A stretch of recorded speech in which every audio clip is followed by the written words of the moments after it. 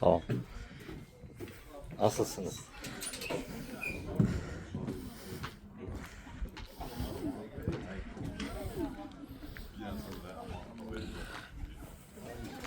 Oydo. Göşük, göşük. Göşük. Bulutlar görünsün.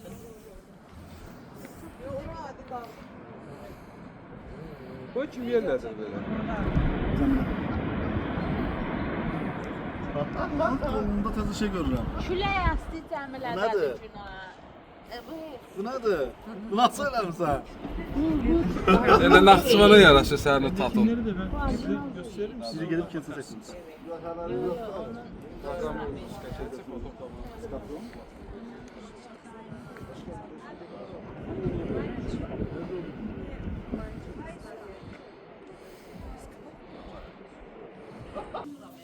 Bu niyə zoom eləmirsən belə?